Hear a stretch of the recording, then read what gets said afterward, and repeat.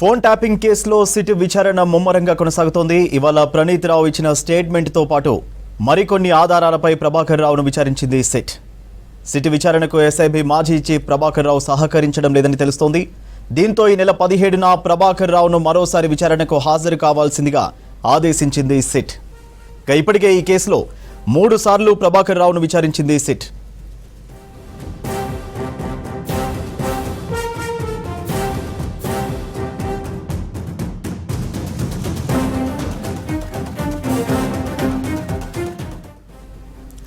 రేపటి నుంచి ఈ కేసులో బాధితుల స్టేట్మెంట్ రికార్డ్ చేయనున్నారు సిట్ అధికారులు.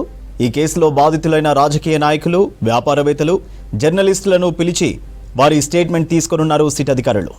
త్వరలో ప్రభాకర్ రావు ఫోన్లను కూడా సిట్ అధికారుల బృందం సీజ్ చేయనున్నట్టు తెలుస్తోంది.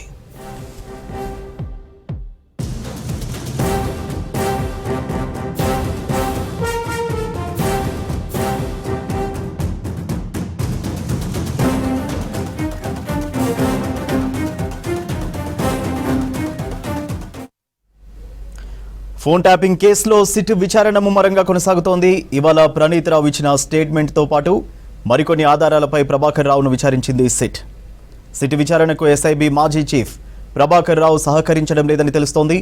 దీంతో ఈ నెల 17న ప్రభాకర్ రావును మరోసారి విచారణకు హాజరు కావాల్సిందిగా ఆదేశించింది సిట్. ఇప్పటికే ఈ కేసులో 3 సార్లు ప్రభాకర్ రావును విచారించింది సిట్.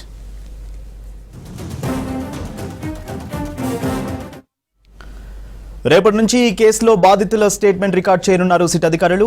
ఈ కేసులో బాధితులైన రాజకీయ నాయకులు, వ్యాపారవేత్తలు, జర్నలిస్టులను పిలిచి వారి స్టేట్మెంట్ తీసుకోనున్నారు సిట్ అధికారులు. త్వరలో ప్రభాకర్ రావు ఫోన్లను కూడా సిట్ అధికారుల బృందం సీజ్ చేయనున్నట్టు తెలుస్తోంది.